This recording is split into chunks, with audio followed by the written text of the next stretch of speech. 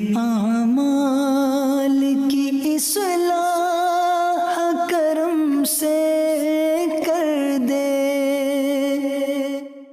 الحمدللہ رب العالمین والصلاة والسلام علی سید المرسلین، اما بعد فاعوذ باللہ من الشیطان الرجیم، بسم اللہ الرحمن الرحیم۔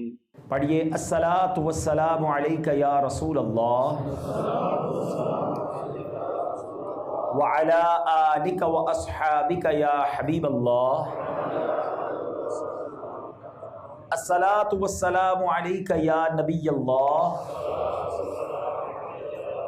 وعلی آلک واصحابک یا نور اللہ۔ درود پاک پڑھنے کے بے شمار فضائل و برکات ہیں۔ بڑی مشہور حدیث ہے، کئی بار ہم نے سنی ہوگی۔ نبی پاک علیہ الصلوۃ والسلام فرماتے ہیں، جس کا مضمون ہے کہ جو کوئی شخص مجھ پر ایک بار درود پاک پڑھے، اللہ کریم اس کے نامہ اعمال میں 10 نیکیاں لکھتا ہے، اس کے 10 گناہ معاف کر دیے جاتے ہیں، اس کے 10 درجات بلند ہوتے ہیں۔ یہ بظاہر تو ایک بڑی نارمل سی حدیث ہے اور ہم نے کئی بار سنی ہے، مگر میں چاہتا ہوں کہ اس حدیث کو ایک الگ پیرائے میں، ایک الگ سینیریو میں سمجھیے۔ ہم نارملی اپنے بزنس میں، اپنے کاروبار میں اپنی بیلنس شیٹ چیک کرتے رہتے ہیں، اور بیلنس شیٹ نارملی کیا ہوتی ہے، اگر دیسی انداز سے بات کریں کہ کتنا دینا ہے، کتنا لینا ہے، جو بچ گیا وہ ہمارا ہے۔ آپ کو پتہ ہے قیامت کے دن بھی ایک بیلنس شیٹ بنائی جائے گی، اور وہ بیلنس شیٹ کسی پیپر پر نہیں، وہ نامہ اعمال کو تول کر بنائی جائے گی۔ اور اس کے بارے میں قرآن نے سورہ قارعہ میں چند آیتوں میں ہی ایک پراپر سینیریو بیان کیا ہے۔ قرآن فرماتا ہے وَأَمَّا مَنْ ثَقُلَتْ مَوَازِينُهُ فَهُوَ فِي عِيشَةٍ رَاضِيَةٍ۔ اللہ نے فرمایا جس کی نیکیوں کا پلڑا بھاری ہو گیا، وہ مزے میں ہوگا، وہ چین میں ہوگا، وہ جنت کے باغوں میں ہوگا۔ وَأَمَّا مَنْ خَفَّتْ مَوَازِينُهُ فَأُمُّهُ هَاوِيَةٌ وَمَا أَدْرَاكَ مَا هِيَ نَارٌ حَامِيَةٌ۔ قرآن کہتا ہے جس کے پلڑے ہلکے ہو گئے نیکیوں کے، وہ تو بھڑکتی ہوئی آگ میں جائے گا، وہ حاویہ میں جائے گا۔ اب آپ نے وہ حدیث بھی سنی ہوگی کہ ایسے بھی لوگ ہوں گے قیامت کے دن کہ جب ان کی نیکیاں اور گناہ تولے جائیں گے تو ایک گناہ کی وجہ سے، یعنی ایک گناہ زیادہ ہو رہا ہوگا یا ایک نیکی کم پڑ رہی ہوگی، اس کے لیے وہ پھنس جائے گا، مارا پھرے گا کہ کوئی قیامت کے اس پورے میدان میں ایک نیکی دے دے یا میرا کوئی گناہ لے لے تاکہ میرا نیکیوں کا پلڑا بھاری ہو جائے۔ آپ ذرا سوچئے کتنی نفسا نفسی کا دور ہوگا، اور اگر ایسا کوئی شخص اللہ نہ کرے ہم میں سے ہوگا، اس کو کتنی حسرت ہوگی کہ یار میں ایک ہی گناہ کم کر لیتا، وہ حرام نہ دیکھتا، وہ حرام نہ بولتا، وہ جھوٹ نہ بولتا، وہ حرام نہ کماتا، تو آج میرا گناہوں کا پلڑا ہلکا ہوتا اور نیکیوں کا بھاری ہوتا، اور دیکھو یہ سب جنت میں جا رہے ہیں، میں بھی ان کے ساتھ چلا جاتا۔ کتنی حسرت ہوگی اسے کہ اگر اس کو یہ یاد آئے گا کہ میں ایک درود اور پڑھ لیتا، ایک کلمہ پاک اور پڑھ لیتا، 2 رکعت نفل اور پڑھ لیتا۔ ایک تو بات اس سے سیکھنے کو یہ ملی قرآن کی ان آیتوں سے کہ کسی بھی گناہ کو چھوٹا سمجھ کر نہیں کرنا چاہیے کہ چلو یار کر لو کوئی بات نہیں، وہی گناہ پھنسوا سکتا ہے، اور کبھی کسی نیکی کو چھوٹا سمجھ کر چھوڑنا نہیں چاہیے۔ ہمارے بہت سارے اب لوگ ایسے بن گئے کہ جن کی پورے دن میں نماز 5 ٹائم پڑھتے بھی ہیں نا، تو نفل نہیں ہے، سنت غیر موقعہ بالکل ختم ہو، آبسلیٹ ہو گئی ہیں۔ اب تو عجیب لوگ نکلے، مطلب پہلے سنتے نہیں تھے، ہمارے نوجوانوں میں یہ کہ فرض ہی پڑھتے ہیں بھائی ہم تو، پتہ نہیں کہاں سے سیکھ لیا ہے۔ یاد رکھو نفل جو ہے وہ آپ کی سنت کا دائرہ ہے، یعنی یوں سمجھیے کہ سیکیورٹی کی ایک پوری چین ہوتی ہے نا، یہ ایک لائن اگر آپ نفل کی پکی کر لیں تو آپ کی سنتیں پکی ہو جائیں گی۔ سنت کو پکڑ لو گے تو واجب پکا ہو جائے گا، واجب پکڑ لو گے تو فرض پکا ہو جائے گا۔ جب بندہ نفل چھوڑتا ہے نا، ہم نے دیکھا آہستہ آہستہ اس کی سنتیں بھی جاتی ہیں، سنتیں چھوڑتا ہے پھر شیطان واجب پر حملہ کرتا ہے، اور جب واجب بھی چھوڑتا ہے تو فرض بھی چلا جاتا ہے۔ تو یہ سیکیورٹی کی ایک پوری جزوے کی ایک دائرہ ہے، اپنے گرد نفل نماز کا سیکیورٹی کا دائرہ رکھو، تمہاری فرض کبھی نہیں جائے گا۔ تو بہرحال اب سوچیے قیامت کا دن جب ایک ایک عمل تولا جا رہا ہوگا، اس وقت کتنی حسرت ہوگی کہ یار میں تھوڑی اور نیکیاں کر لیتا، آج پھنس گیا میں۔ اور سچی بات کہوں میں، اگر کوئی ریئلٹی کے ساتھ ہم سے پوچھے کہ یار ذرا پوری زندگی کا انالائز کر کے بتاؤ کہ نیکیاں زیادہ ہیں یا گناہ زیادہ ہیں، تو شاید ہم سب کا جواب یہی ہوگا کہ یار خطائیں زیادہ ہیں۔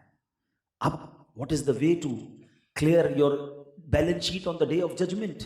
اب کیا طریقہ ہے کہ یار گناہ زیادہ ہو گئے، نیکیاں کم ہو گئیں، اب کرنا کیا پڑے گا؟ یا تو میں نیکیاں گناہ سے زیادہ کر لوں، یا میں گناہ کسی طریقے سے کم کروں تاکہ میرا نیکیوں کا پلڑا بھاری ہو جائے۔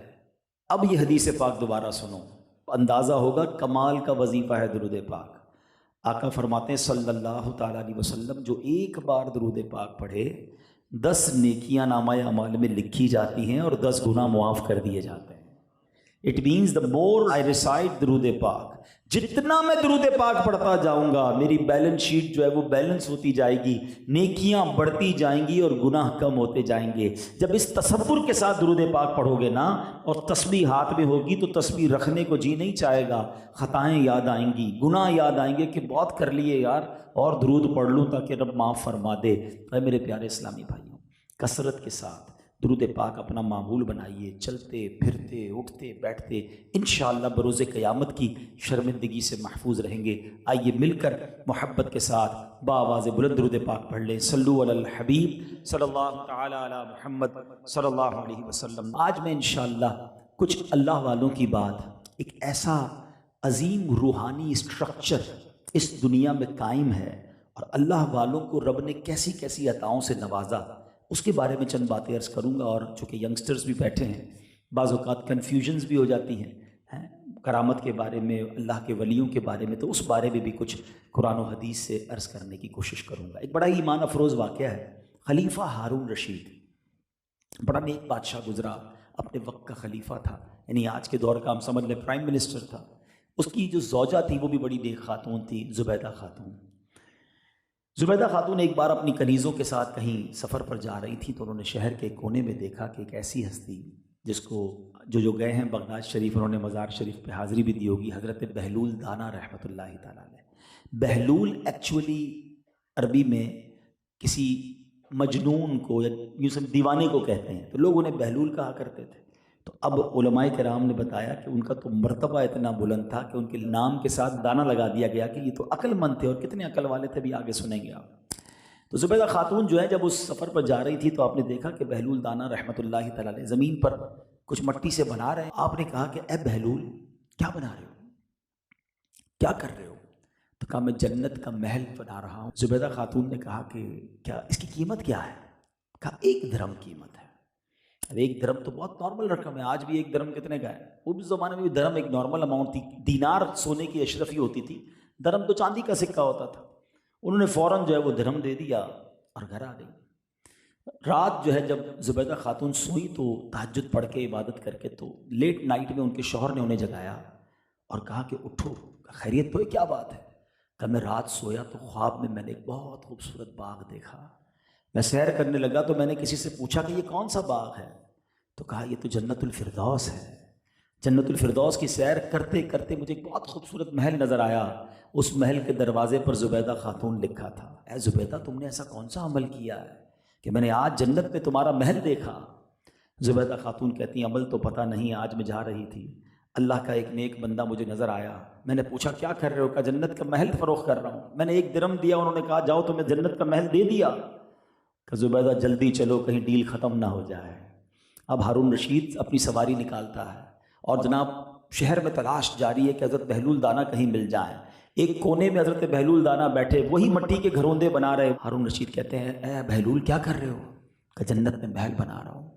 بیچو گے؟ کہاں بالکل بیچوں گا۔ قیمت کیا ہے؟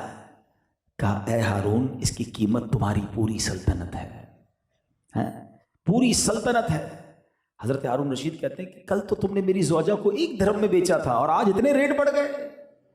تو حضرت بہلول دانا کہتے ہیں اے خلیفہ زبیدہ خاتون بن دے کر لے کر گئی تھی، تم دیکھ کر لینے آئے ہو، تم نے دیکھ لیا ہے وہ محل۔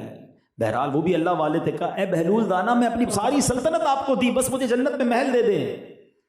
تو حضرت بہلول دانا فرماتے ہیں کہ سلطنت کا میں نے کیا کرنا ہے، وہ تو ہماری ٹھوکروں پر ہے، جاؤ سلطنت بھی تم لے جاؤ اور جنت کا محل بھی تمہیں عطا کیا۔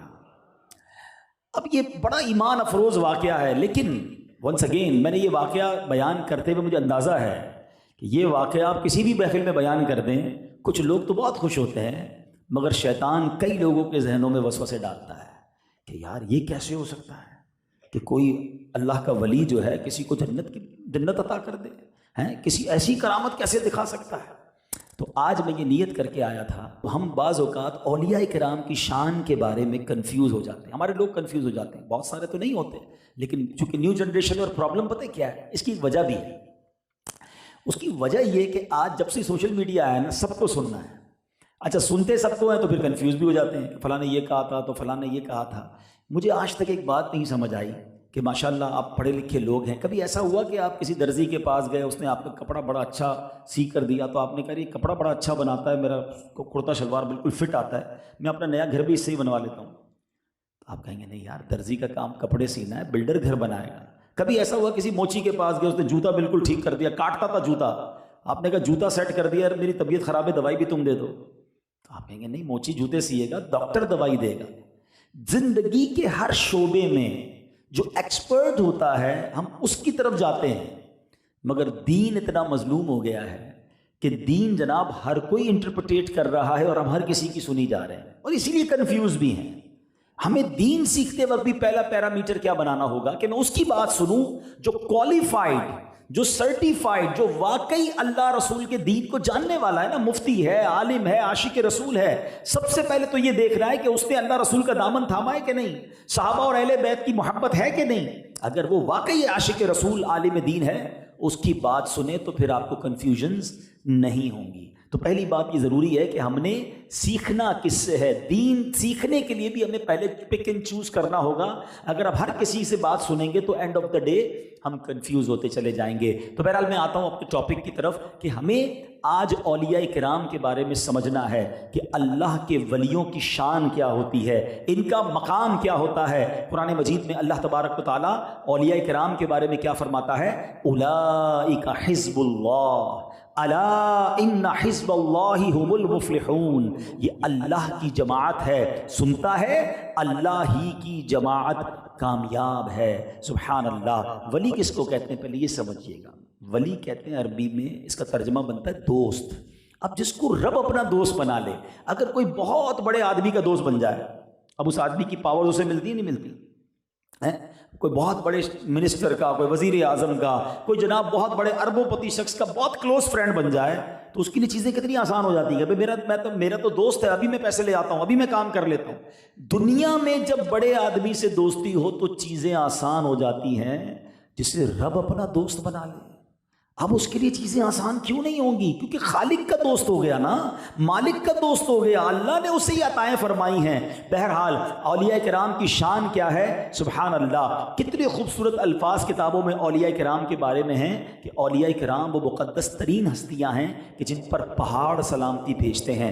اولیاء کرام سے وحشی جانور مانوس ہوتے ہیں، اولیاء کرام سے جانور بھی برکتیں حاصل کرتے ہیں۔ شیطان اولیاء کرام کے قریب نہیں جاتا۔ اللہ اکبر۔ جن پہاڑوں پر، وادیوں پر ولیوں کے قدم لگ جائیں وہ پہاڑ اپنے اوپر فخر کیا کرتے ہیں۔ اولیاء کرام کی شان کیا ہے کہ انشاءاللہ وہ قیامت کے دن پھر جنت کے بالا خانوں میں رہیں گے، جنت کی عمدہ سواریوں پر سوار ہوں گے۔ اولیاء کرام جنت میں اللہ پاک کے کلام کو سنیں گے، اور کیسے کیسے اولیاء کرام گزرے کہ آج ان کی ہم باتیں سنتے ہیں تو ایمان تازہ ہو جاتا ہے۔ مگر آج سب سے پہلے میں اس کنفیوژن کو دور کرنا چاہتا ہوں کہ جناب ریفرنس کے ساتھ بات کیجیے۔ لوگ کہتے ہیں نا ریفرنس دیجئے اور قرآن و حدیث سے بات کیجئے اور کرامت کیسے ثابت ہوتی ہے۔ چلے میں آج 2-3 قرآنی واقعات سے آپ کو آپ کی بات بھی سمجھا دیتا ہوں، اور انشاءاللہ اس کے ضمن میں بہت ساری باتیں ہم سیکھتے بھی چلے جائیں گے۔ بڑا مشہور واقعہ ہے حضرت مریم رضی اللہ تعالیٰ عنہا کا، ٹھیک ہے؟ حضرت مریم کون تھی پہلے یہ یاد رکھیے، حضرت عیسیٰ علیہ السلام کی آپ والدہ ہیں۔ اس کا مطلب عورت نبی نہیں ہوتی تو آپ نبی نہیں ہیں، آپ ولیہ ہیں۔ بیت المقدس میں آپ ایک محراب کے پاس بیٹھ کر عبادت کرتی تھی، اور اس زمانے میں اللہ کے نبی تھے حضرت زکریا علیہ نبینا علیہ السلام، ٹھیک ہے؟ قرآن پاک کی صورت اور ریفرنس لے لو، سورہ آل عمران آیت نمبر 37 سے 41 میں یہ واقعہ موجود ہے، آپ چاہیں تو اس کو نوٹ کر لیں۔ واقعہ کیا ہے کہ حضرت مریم اس محراب پہ عبادت کرتی تھی، اور آپ کے محراب میں بے موسم کے پھل آتے تھے۔ سردیوں میں گرمیوں کے پھل ہوتے تھے، گرمیوں میں سردیوں کے پھل ہوتے تھے۔ یہ حضرت مریم کی کرامت تھی۔ اچھا، حضرت زکریا کا حال یہ تھا کہ آپ اللہ کے نبی ہیں، مگر آپ کو بیٹے کی بڑی تمنا تھی، آپ کے یہاں اولاد نہیں تھی۔ آپ گر گڑا کر دعائیں مانگتے تھے، بڑھاپا آ گیا مگر آپ کے یہاں اولاد نہیں ہوئی۔ اب میں ذرا یہ واقعہ روکتا ہوں اور اس میں سے پہلے سبق لیتا ہوں ہم سب کے لیے۔ حضرت زکریا کون ہیں؟ اللہ کے نبی ہیں، اولاد کے تمنائی ہیں، دعائیں کر رہے ہیں، اولاد نہیں ہے، مگر زبان پر شکوہ بھی نہیں ہے۔ ہم میں سے بہت سارے ایسے لوگ ہوں گے جن کے دلوں میں بہت ساری تمنائیں ہوں گی، کوئی اولاد مانگتا ہے، کوئی گھر مانگتا ہے، کوئی کاروبار، وہ مسئلہ حل نہیں ہوتا، پھر کیا ہوتا ہے؟ زبان سے شکوے شروع ہو جاتے ہیں، یار میری تو دعائی قبول نہیں ہوتی، میں مکے مدینے میں گیا، میں نے فلاں بزرگ سے دعا کرائی، میں مزار پہ گیا، میرا مسئلہ ہی حل نہیں ہوا۔ تو پہلے اللہ پر یقین کرنا تو سیکھو نا۔ میں اللہ کے نبی کی بات کر رہا ہوں، آپ کی سیرت میں لکھا ہے کہ آپ بہت عرصے تک دعا مانگتے رہے، آپ کے یہاں اولاد نہیں ہوئی، بڑھاپا آ گیا۔ سیکھنے کو کیا ملا؟ کہ ہمیں اللہ پر بھروسہ اور ایمان ہونا چاہیے۔ 2 حدیثوں سے بات کو سمجھا دیتا ہوں کہ وہ لوگ جو یہ کہتے ہیں یار میری دعائی قبول نہیں ہوتی، اور میرا ایک دوست ہے، میں تو نماز بھی پڑھتا ہوں، سجدے بھی کرتا ہوں، صدقے بھی کرتا ہوں، میری مسئلے حل نہیں ہوتے، اس کے حل ہو جاتے ہیں، وہ نماز بھی نہیں پڑھتا، شیطان ہے نا، وسوسے ڈالتا ہے۔ ایک حدیث سنو، مسئلہ حل ہو جائے گا۔ حدیث پاک کا مضمون ہے کہ نبی پاک فرماتے ہیں جب اللہ کا کوئی نافرمان فاسق فاجر اللہ کی بارگاہ میں دعا کرتا ہے تو اللہ فرشتوں سے فرماتا ہے اس کا کام جلدی کر دو، مجھے اس کی آواز پسند نہیں ہے، یہ دوبارہ نہ مانگے میرے سامنے۔ اور جب کوئی اللہ کا پیارا دعا کرتا ہے نا، اللہ کا حبیب دعا کرتا ہے، اللہ فرشتوں سے فرماتا ہے فرشتوں ابھی اس کا کام نہ کرنا، اس کو اور مانگنے دو، مجھے اس کا مانگنا پسند آ رہا ہے۔ سچ بتاؤ یار، ہمارا کام جلدی ہو جائے یہ اچھا ہے، یہ کام تھوڑا ڈیلے ہو، مگر رب کبھی تو فرشتوں سے فرما دے کہ میرے بندے کو مانگنے دو، مجھے اس کا مانگنا پسند آ رہا ہے۔ اللہ پر بھروسہ تو کرو نا۔ اور دوسری بات کہ کیوں نہیں ہوتی بعض اوقات دعا قبول ہیں، یہ بڑا نارملی کئی بار میں نے بیانات میں مثال دی ہے کہ ہمارا جب چھوٹا بچہ ہوتا ہے، بھائی ہوتا ہے، اس کا گلا خراب، بخار، اور وہ رونے لگے کہ جناب مجھے آئس کریم کھانی ہے، جوس پینا ہے، یا ایسی چیز مانگے جو ہمیں پتہ ہے اس کے لیے اچھی نہیں ہے، ہم اسے رونے دیتے ہیں مگر اس کی ضد پوری نہیں کرتے۔ کیوں؟ ہمارا جواب یہ ہوتا ہے کہ میں والد ہوں، مجھے پتہ ہے بیٹے کو کب کیا دینا ہے۔ تو بتاؤ نا، تم والد ہو، تمہیں پتہ ہے بچے کو کب کیا دینا ہے، میرے رب کو نہیں پتہ مجھے کب کیا دینا ہے؟ میں رو رہا ہوں وہ نہیں دے رہا، وہی میرے لیے بہتر ہوگا نا۔ تو اللہ پر بھروسہ کرنا سیکھیں۔ حضرت زکریا دعا کر رہے ہیں اولاد کے لیے، اولاد نہیں ہو رہی۔ اب حضرت زکریا نے کیا دیکھا کہ بی بی مریم کی جو محراب ہے نا، اس محراب میں بے موسم کے پھل ہیں۔ پوچھا اے مریم یہ کہاں سے آئے؟ کہا یہ اللہ کی طرف سے رزق ہے۔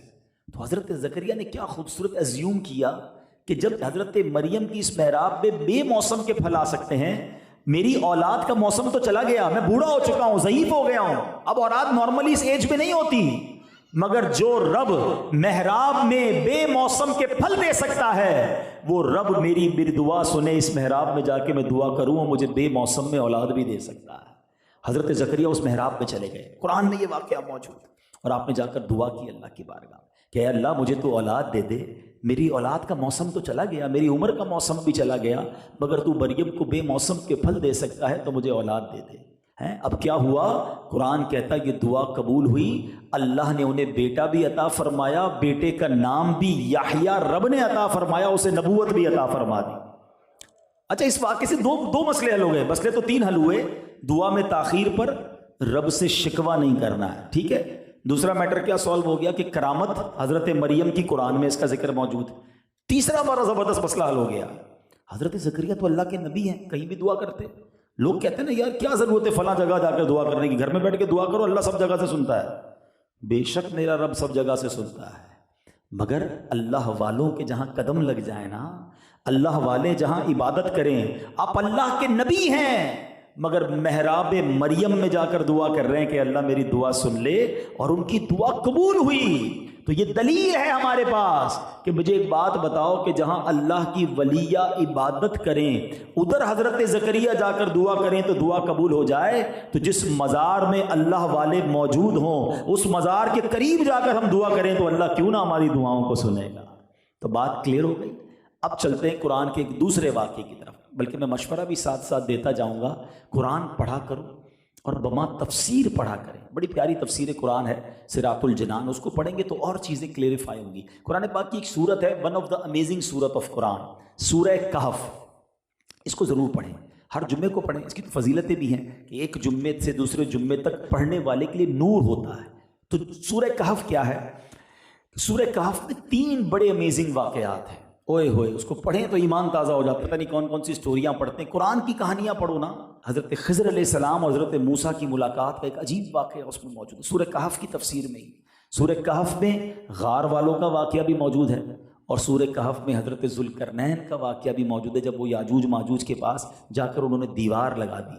یہ تو بھی ایک واقعہ ہونا بھی ہے نا، یاجوج ماجوج نے تو آنا ہے۔ یعنی قرآن میں ایسے ایسے ہسٹوریکل ایونٹ ہیں، مگر بدقسمتی سے ہم قرآن پڑھتے نہیں، نہ اپنے بچوں کو اس تفصیل سے پڑھاتے ہیں۔ یہاں میں ایک مشورہ بھی دے دیتا ہوں، بڑی پیاری کتاب ہے عجائب القرآن غرائب القرآن، اردو میں ہے، اور اس کتاب میں قرآن کے تقریباً سارے واقعات موجود ہیں۔ یہ کتاب خرید لیں، روز کا ایک واقعہ خود بھی پڑھیں، اپنے بچوں کو سنائیں، انٹرسٹ بھی لیں گے اور سنیں گے بھی۔ تو بہرحال اس پہ کون سی کرامت کا ذکر ہے؟ اصحاب کہف جو تھے 309 برس تک غار میں سوتے رہے، فنا بھی نہیں ہوئے اور کوئی غذا بھی نہیں دی گئی۔ آج کوئی قومے میں چلا جاتا ہے، کبھی کبھی ہم سنتے ہیں کہ 10 سال ہو گئے، 5 سال ہو گئے، یہ بندہ بستر پر پڑا ہوا ہے، مگر اس کو ٹیوب کے ذریعے خوراک دینی پڑتی ہے، ورنہ بستر پر تو ختم ہو جائے گا۔ بے شک وہ اٹھ نہیں پاتا، لیکن ڈاکٹرز اسے کچھ نہ کچھ خوراک دیتے ہیں۔ 309 برس تک اصحاب کہف اور غار کے کنارے پر ان کا کتا وہ سوتے رہے، کوئی غذا نہیں ملی، کوئی فنا نہیں ہوئے، اور جب رب کا حکم ہوا تو دوبارہ بیدار ہو گئے۔ اور یہ واقعہ قرآن میں کیسا ہے؟ اللہ کریم فرماتا ہے وَتَحْسَبُهُمْ أَيْقَاظًا وَهُمْ رُقُودٌ وَنُقَلِّبُهُمْ ذَاتَ الْيَمِينِ وَذَاتَ الشِّمَالِ وَقَلْبُهُمْ بَاسِطٌ ذِرَاعَيْهِ بِالْوَصِيدِ۔ قرآن کہتا ہے اور تم انہیں جاگتا سمجھو، اور وہ سوتے ہیں، اور ہم ان کی داہنی باہنی کروٹیں بدلتے ہیں، اور ان کا کتا اپنی کلائیاں پھیلائے ہوئے غار کی چوکھٹ پر ہے۔ اس آیت میں اصحاب کہف جو اللہ کے ولی ہیں، اولیاء ہیں، ان کی 3 کرامتیں بیان ہوئیں۔ نمبر 1 جاگنے کی طرح اب تک سونا، نمبر 2 رب کی طرف سے کروٹیں بدلنا کہ نہ ان کے جسم ختم ہو رہے ہیں، بغیر غذا کے باقی ہیں، اور تیسری کرامت ان کی یہ ہے کہ ان کا کتا جو ہے وہ بھی 309 برس تک سلامت رہا، اور وہ بھی جب وہ اللہ والے اٹھے تو وہ بھی اٹھ گیا۔ تو بہرحال میرے پیارے اسلامی بھائیوں، کرامت کی ثبوت قرآن پاک میں موجود ہیں۔ ایک اور ثبوت لے لو اور اس سے بھی ہمیں بہت کچھ سیکھنے کو ملے گا، اور وہ واقعہ ہے حضرت سلیمان علیہ نبینا علیہ الصلوۃ والسلام کا۔ ٹھیک ہے، ملکہ بلقیس جو ہیں ان کے پاس آ رہی تھی، تو انہوں نے کیا کہا، اپنے جو رفقا تھے، اپنے جو حوالی تھے، آپ کے ساتھ بیٹھے تھے، آپ نے کہا کہ میں چاہتا ہوں کہ ملکہ بلقیس کے آنے سے پہلے پہلے اس کا تخت جو ہے وہ میرے سامنے لے آیا جائے۔ اب تخت کئی گز لمبا، کئی گز چوڑا۔ اب مثال کے طور پہ میں آپ میں سے کسی سے کہوں کہ جس کا گھر جناب ملیر میں ہو کہ بھائی ہمارا اجتماع ختم ہونے سے پہلے پہلے اس کے گھر سے اس کا بیڈ اٹھا کے یہاں لے آؤ، تو آپ کہیں گے ایسا پاسبل نہیں ہے، بیڈ کھلے گا، سوزوکی میں لوڈ ہوگا، یہاں آئے گا، واپس انسٹال ہوگا، اجتماع ختم ہو جائے گا، بیڈ نہیں آ سکتا۔ ہم کراچی کے ایک علاقے سے نہیں لا سکتے۔ حضرت سلیمان کہتے ہیں ملک سبا سے اس کا تخت لے کر آیا جائے۔ اب حضرت سلیمان کی بادشاہی جنات پر بھی تھی، ہواؤں پر بھی تھی، تو ایک جن آپ کی خدمت میں بیٹھا تھا۔ قرآن کیا کہتا ہے؟ ایک بڑا خبیث جن بولا کہ وہ تخت میں آپ کی خدمت میں اس مقام سے کھڑے ہونے سے پہلے حاضر کر دوں گا۔ حضور ابھی آپ کھڑے نہیں ہوں گے، اس سے پہلے آ جائے گا۔ آپ نے فرمایا نہیں، مجھے اس سے بھی پہلے چاہیے، میں چاہتا ہوں مجھے اس سے بھی پہلے چاہیے۔ اللہ اکبر۔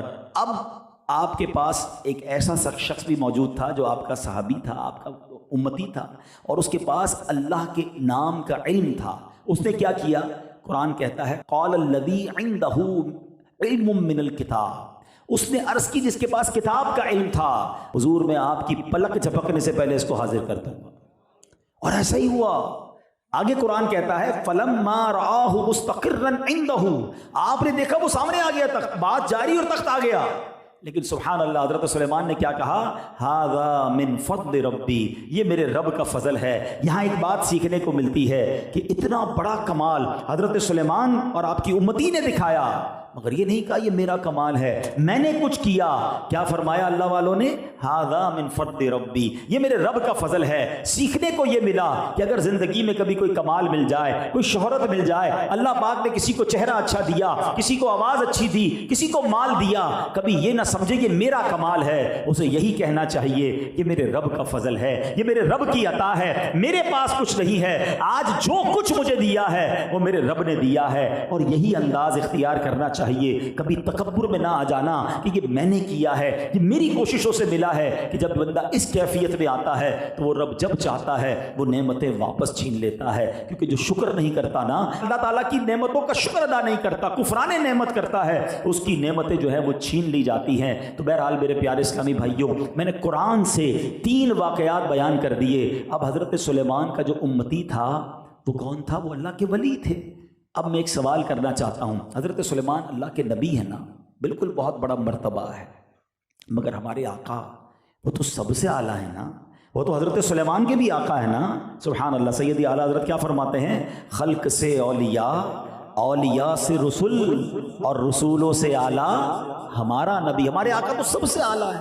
تو سبحان اللہ، اے امتیوں تمہارے تمہیں مبارک ہو، ہمارے آقا تمام نبیوں سے اعلیٰ ہیں، تو میرے آقا کی امت بھی تمام امتوں سے اعلیٰ ہے۔ میرے آقا کی امت کے اولیاء وہ پچھلی ساری امتوں کے اولیاء سے افضل ہیں۔ تو جب حضرت سلیمان کی امت کا ایک ولی کرامت دکھا سکتا ہے تو میرے آقا کی امت کے غوث اعظم کیوں نہیں کرامت دکھا سکتے؟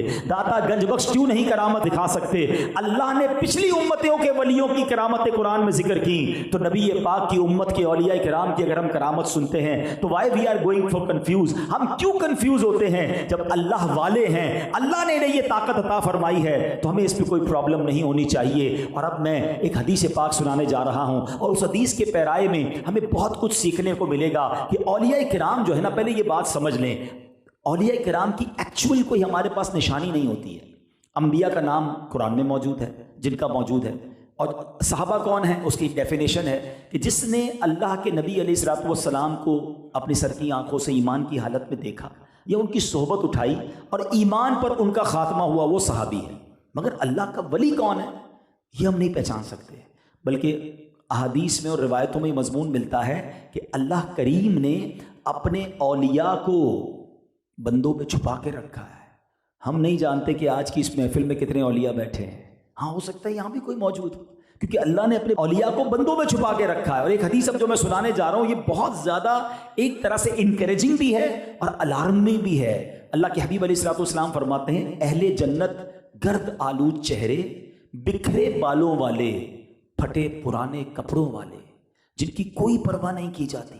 یہ وہ لوگ ہیں کہ اگر بادشاہوں کے پاس جانا چاہیں تو انہیں اجازت نہ ملے، عورتوں کو نکاح کا پیغام دیں تو انکار کر دیا جائے، جب بات کریں تو ان کی بات نہ سنی جائے، ان کی ضروریات ان کے سینوں میں مچل رہی ہوتی ہیں۔ یہ ایسے جنتی ہیں کہ بروز قیامت ان میں سے ایک کا نور بھی تمام لوگوں پر تقسیم کیا جائے تو تمام کو پورا ہو جائے، ایسے لوگ ہوتے ہیں۔ تو اب اس پوری بات سے جہاں ہمیں اپنا عقیدہ، اپنے عقائد اور جو ہمارے یوں سمجھیے کہ اعتقادات ہیں وہ کلیریفائی ہو رہے ہیں کہ اللہ والوں سے محبت ہونی چاہیے اور اللہ نے ان کو بڑا مقام دیا ہوتا ہے، وہاں ایک اور بات سیکھنے کو ملے گی جو ہمارے اخلاق کے لیے بڑی ضروری ہے کہ ہمیں ایچ اینڈ ایوری پرسنالٹی کا ادب کرنا ہے۔ ہمیں اللہ کے ہر بندے سے محبت سے بات نہیں کرنی ہے۔ ہمیں نہیں پتا کہیں اللہ کا ولی نہ ہو، وہ اس کا مرتبہ بڑا نہ ہو، کیونکہ اگر اس کا دل ٹوٹ گیا تو رب ناراض ہو جائے گا نا۔ میرا جتنا چھوٹا سا مطالعہ ہے اب تک، میں نے 2 ہی ایسے کام پڑھے ہیں پیارے اسلامی بھائیوں، اللہ کریم نے اعلان جنگ فرمایا ہے، ایک سود کا کام کرنے والا اور ایک اللہ کے ولی سے دشمنی کرنے والا۔ ان 2 قسم کے لوگوں کے لیے رب نے فرمایا کہ میرا اس سے اعلان جنگ ہے۔ اب مجھے بتاؤ، رب سے جنگ کر کے کوئی جیت سکتا ہے؟ بربادی ہونا ہے نا۔ اگر میرا کوئی ایسا بھائی یہاں بیٹھا ہے جو سود پہ مبتلا ہے، سود کماتا ہے یا سود پہ پیسے دیتا ہے یا سود سے پیسے لیتا ہے، نہ کرو ایسا۔ ہم نے برباد ہوتے ہی دیکھا ہے جنہوں نے سود پر اپنے کاروبار کو کھڑا کیا، تھوڑے دنوں کا عروج ضرور ملتا ہے مگر پھر فیکٹریاں اور گھر بھی بکتے دیکھے اور سب کچھ تباہ ہوتے دیکھا۔ ارے رب سے جنگ ہو رہی ہے نا، اور اس کے بعد اگر یہاں بچ بھی گیا تو قیامت کے دن تو جواب دینا ہے نا۔ تو آج اس مبارک اجتماع میں یہ بھی نیت کر لیں کہ ہم سود کے قریب بھی نہیں جائیں گے۔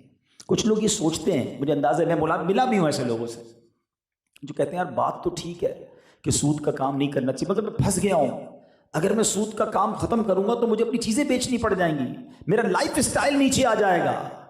یہ وہ فیصلہ ہے جو آپ نے دنیا میں کرنا ہے، ادھر بنگلوں میں رہنا ہے، ادھر لگژری لائف اسٹائل اپنانا ہے، اور قبر میں اگر سانپ بچھو آ گئے تو کیا کرو گے؟ ادھر اگر جہنم کا عذاب تمہارا مستحق بنا تو کیا کرو گے؟ ادھر سیکریفائس کر لو۔ کئی لوگوں پہ آ کے بتاتے ہیں کہ یار جب سود کا کام ختم کر رہے تھے نا، ڈر تھا کہ سب کولیپس ہو جائے گا، مگر اللہ نے غیب کے خزانوں سے ایسا دیا کہ پہلے سے زیادہ اچھے ہو گئے ہیں۔ اللہ رزق دینے والا ہے نا۔ ہمیں یہ جتنے بھی حرام کام کرنے والے ہوتے ہیں یہ بعض اوقات سمجھ رہے ہوتے ہیں کہ ہم جھوٹ بول رہے ہیں، ہم رشوت کا کام کر رہے ہیں، ہم ملاوٹ کر رہے ہیں، ہم جھوٹ بول رہے ہیں، ہم دھوکہ دے رہے ہیں، مگر ہمت نہیں کر رہے ہوتے۔ خدا را ایک بار ہمت کر لو۔ مجھے وہ واقعہ بھولتا نہیں ہے۔ ایک بار ہمارے ایک مبلغ دعوت اسلامی اٹلی کے فیضان مدینہ میں بیان تھا، ایک اجتماع تھا، تو حدیث کے حلال پر ہی بیان ہو رہا تھا۔ تو اجتماع کے بعد ایک نوجوان آیا، آنکھوں میں آنسو تھے، اور آ کر کہتے ہیں مولانا صاحب آپ نے بات تو بہت اچھی کی ہے، اور ہمارے یہاں یورپ میں اسٹور ہے میرا، اور ہمارے اسٹور پر شراب بھی بکتی ہے۔ جو یورپ گئے انہیں پتہ ہے کہ وہاں نارمل ہے، تو کہتے ہیں کہ مجھے پتہ ہے میں حرام کر رہا ہوں، لیکن شراب کا ریشیو زیادہ ہے، اگر میں شراب بند کر دوں گا نا میرا اسٹور کا کرایہ بھی نہیں نکلے گا، میرے بچوں کی روزی کا کیا ہوگا، میں چاہتا ہوں میں چھوڑ دوں لیکن کیسے چھوڑوں۔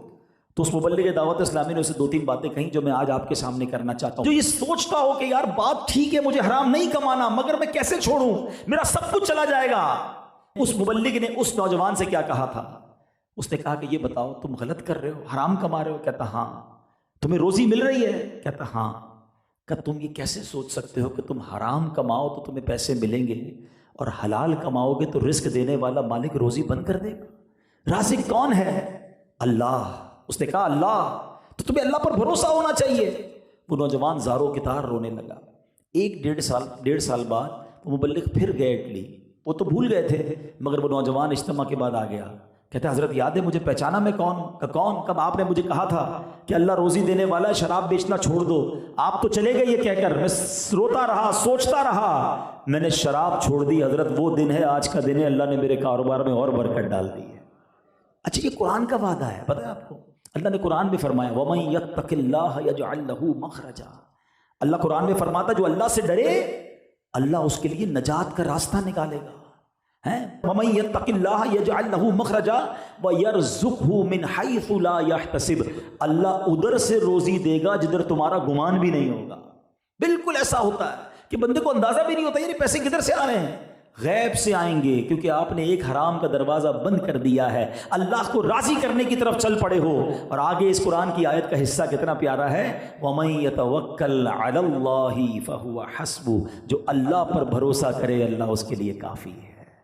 تو آج یہ پیغام لے کر جاؤ کہ ہم نے حرام کی طرف نہیں جانا، ایک لقمہ بھی حرام کا نہ کھانا ہے نہ اپنے بچوں کو کھلانا ہے، تھوڑا بھی ہوگا اللہ اس میں برکت ڈال دے گا۔ پیسے بہت ہے لوگوں کے پاس، سکون نہیں ہے، چین نہیں ہے، نیند نہیں آتی، ٹینشن ہے، کیا کرنا اس پیسے کا کہ لائف ہی ٹھیک نہیں ہے۔ حلال تھوڑا بھی ہو اس میں برکت بہت زیادہ ہوتی ہے۔ اور دوسری بات جو ہم نے حدیث سے سنی تھی کہ جو اللہ کے کسی ولی سے دشمنی کرے اللہ فرماتا ہے میرا اس سے اعلان جنگ ہے۔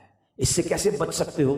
کہ سب کے ساتھ اچھا برتاؤ۔ ابھی تو ہم نے حدیث پڑھ لی نا کہ ایسے لوگ ہوتے ہیں جن کو اپنی محفل میں کوئی نہیں بلاتا، کیا پتا میرا ڈرائیور، میرا ملازم، میرے گھر میں کام کرنے والا، میری فیکٹری پر کام کرنے والا جس کو میں روز ڈانٹتا ہوں، اور وہ اللہ کی بارگاہ میں پتہ نہیں کیا مرتبہ رکھتا ہو۔ آقا نے تو یہ فرمایا نا اس کو محفل میں بھی نہیں بلاتے لوگ، اسے نکاح بھی کرنے کے لیے کوئی تیار نہیں ہوتا، پراگندہ بال ہوتے ہیں، مگر مقام یہ ہوتا ہے کہ قسم اٹھا لے تو رب ان کی قسم کو پورا فرما دیتا ہے۔ بلکہ یہاں میں ایک مشورہ بھی دوں گا آپ کو، کبھی زندگی میں ایسا فیل ہونے لگے نا آپ کو کہ یار چیزیں بہت اچھی جا رہی تھی، کاروبار بھی ٹھیک تھا، فیملی بھی ٹھیک تھی، every thing is very good, صحت بھی ٹھیک تھی، اور آہستہ آہستہ چیزیں خراب ہونے لگی ہیں، یار کاروبار ڈاؤن ہونے لگ گیا، نقصان ہونے لگ گیا ہے، گھر بار میں بھائی بہن سب بڑی محبت سے رہتے تھے، جھگڑے ہونے، بات بات پہ جھگڑے ہونے شروع ہو گئے ہیں، میری صحت بالکل ٹھیک تھی اب ڈاؤن ہونے لگ گئی ہے، چیزیں جب تتر بتر ہونے لگے نا، چیک کر لو کسی کا دل تو نہیں دکھا دیا، کسی اللہ والے کی ہائے تو نہیں لے لی۔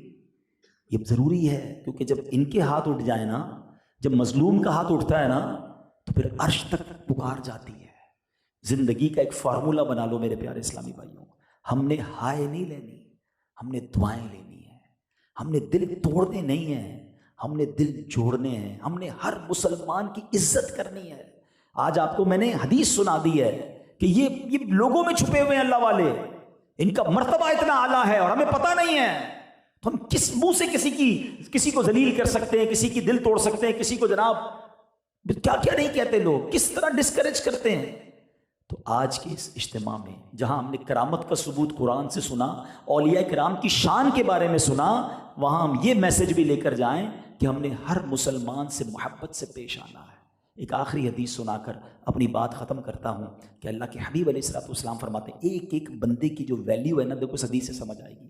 آقا فرماتے ہیں من آذا مسلمن فقط آذانی، جس نے کسی مسلمان کو تکلیف دی وہ ایسا ہے جیسا اس نے مجھے تکلیف دی. کون کہہ رہا ہے؟ اللہ کے نبی کہہ رہے ہیں. اور سنو آگے کیا فرماتے ہیں، ومن آذانی فقط آذ اللہ، کہ جس نے مجھے تکلیف دی وہ ایسا ہے جس نے اللہ کو تکلیف دی. اب بات کہاں تک جائے گی؟ تو پلیز خاص طور پر میں آپ کو مشورہ دیتا ہوں کہ ہم نارملی اپنی اسٹیٹس کے لوگوں سے بڑی محبت سے مل رہے ہوتے ہیں، دعوت میں بھی بلا رہے ہوتے ہیں، ان کی دعوت میں بھی جا رہے ہوتے ہیں، ان کی چھوٹی موٹی بات کو اگنور بھی کر دیتے ہیں. یار وڈو ماڑو ہے نا، کوئی گال نہیں، وڈو ماڑو پوتے نہیں جگہ تے آئے ننھے ماڑو سے بدارے تھڑکو. ہاں میں آپ کو صحیح بتا رہا ہوں. اور میں پنجابیوں کا ایک جملہ جب سے سنا ہے نا، کبھی کبھی رونگٹے کھڑے ہو جاتے ہیں. جملے کی شاید وہ ہیبت آپ نہ محسوس کر سکیں. ایک بندے نے جب یہ جملہ کہا تھا نا، مجھے فیل ہوا تھا جیسے کہ رونگٹے کھڑے ہو گئے. اس نے کہا مضبوط آدمی سے مت ڈرو، ماڑے آدمی سے ڈرو. پنجابی میں ماڑا کہتے ہیں کمزور کو. میں نے کہا یہی کیوں کہا آپ نے؟ کہا جو کمزور ہوتا ہے نا اس کے ساتھ رب کی رحمت ہوتی ہے. ہاں جب کمزور ہاتھ اٹھاتا ہے نا، کیونکہ اس کے پاس اور کچھ نہیں ہوتا، اس کی کوئی سورس نہیں ہے، اس کی کوئی بات بھی نہیں سنتا، مگر جب وہ ہاتھ اٹھاتا ہے نا تو وہ عرش تک جاتی ہے. تو آپ اپنے اطراف میں سب سے پہلے تو چیک لسٹ یہ بنائیں کہ کمزور کون کون ہے. آپ کے رشتہ داروں میں، آپ کے دوستوں میں، آپ کے پڑوسیوں میں، آپ کے ملازمین میں پہلے ان کا ہاتھ پکڑ لو، ان کا دل جیت لو. کیا معلوم ان کے ہاتھ اٹھ گئے ہمارا بیڑا پار ہو جائے گا. کمزوروں، اب نبی پاک علیہ الصلوۃ والسلام کی احادیث بھی اس طرح کی ملتی ہے. مضمون ہے کہ مجھے تلاش کرنا ہو تو میری امت کے مسکینوں اور کمزوروں میں مجھے تلاش کرو. اللہ کے حبیب تو ان سے اتنی محبت فرماتے اور ہم ان کو کچھ اہمیت ہی نہیں دیتے. اس کی کیا ویلیو ہے، اس کی کیا حیثیت ہے؟ نہیں. کیا معلوم یہ اللہ کا ولی ہو، کیا معلوم اس کا مرتبہ کیا ہو. تو بہرحال میرے پیارے اسلامی بھائیوں، اللہ مجھے اور آپ کو اولیاء کا فیضان عطا فرمائے، اولیاء کرام کے نقش قدم پر چلنے کی توفیق عطا فرمائے. آخر میں پیران پیر کی کچھ باتیں عرض کر دیتا ہوں. غوث اعظم کی سیرت کا پہلو کیا تھا کہ آپ نے 40 سال تک عشاء کے وضو سے فجر ادا کی. 15 ایئرز تک، 15 سال تک روزانہ قرآن پاک پورا ختم کیا. اب میں کوسچن کرتا ہوں، 11ویں منانے والا، قادری کہلانے والا غوث پاک تو 40 سال تک عشاء کے وضو سے فجر پڑھیں، اور غوث پاک کا مرید کہلانے والا نہ عشاء پڑھے نہ فجر پڑھے. یہ کیسا اولیاء کرام کا نقش قدم پر چلنے والا ہے؟ وہ 15 سال تک روزانہ پورا قرآن پڑھے. مگر ایسا بھی بھائی ہو سکتا ہے یہاں بیٹھا ہو جس کو اب تک قرآن پڑھنا ہی نہیں آتا. کتنا پڑھتا ہے یہ تو کوسچن ہی بات کی بات ہے نا. تجوید کے ساتھ مخارج سے اب تک قرآن پڑھنا ہی نہیں سیکھا. کیسے ملے گا اولیاء کا فیضان؟ تو اگر واقعی پیران پیر شیخ عبد القادر جیلانی اور اولیاء کرام کا فیضان لینا ہے نا، تو ان کی فٹ اسٹیپ کو فالو کریں. ہم بالکل نیاز کھانے والے ہیں، نیازی ہیں، مگر اس سے پہلے نمازی ہیں. نماز تو فرض ہے نا. تو بہرحال آج نیت کریں انشاءاللہ کہ آج کے بعد ہماری کوئی نماز قضا نہیں ہوگی. انشاءاللہ روزانہ کچھ نہ کچھ قرآن پاک پڑھیں گے، اور پھر دیکھیں اولیاء کا فیضان کیسے ملتا ہے. اللہ کریم آج کی اس محفل کو اپنی بارگاہ میں قبول فرمائے. ہم نے قرآن شریف کے ذریعے جو اولیاء کا مقام سنا، کرامات اولیاء کے بارے میں سنا، اللہ کریم ہمیں بھی اولیاء کرام کی سچی محبت عطا فرمائے. بلکہ آخر میں ایک اور خوبصورت بات کہہ دیتا ہوں، ولایت کا دروازہ بند نہیں ہوا. ہاں ابھی آج کے دور میں کوئی نبی نہیں آ سکتا. ہمارے آقا خاتم النبیین ہیں، اور چونکہ نبی پاک ظاہری طور پر پردہ فرما گئے تو کوئی صحابی بھی نہیں بن سکتا، کیونکہ نبی پاک کا صحبت اٹھانا ضروری ہے اس کے لیے. مگر آج کے دور میں کوئی ولی بن سکتا ہے. ہاں تو یہ دعاؤں میں شامل رکھیں. میرے پیر و مرشد کی دعا پر میں آج کے اس بیان کو ختم کرتا ہوں. بڑی پیاری دعائیں، ہاتھ اٹھائیے. کیا معلوم آج کے اس اجتماع کی برکت سے ہمیں بھی اللہ اپنا ولی بنا لے، اور اب جسے چاہے بنائے.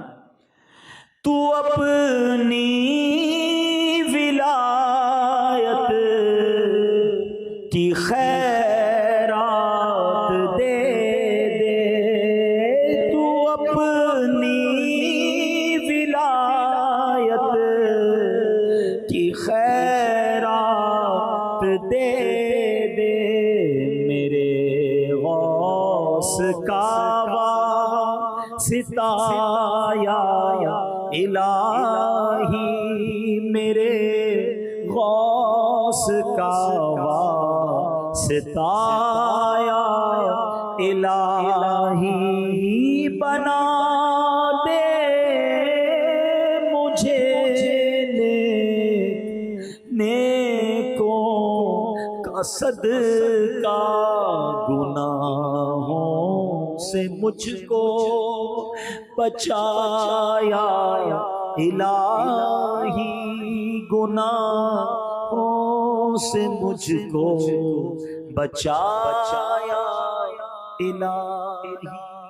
آمین آمین بجاہ النبی الامین صلی اللہ تعالی علیہ وسلم۔ میرے اعمال کی اصلاح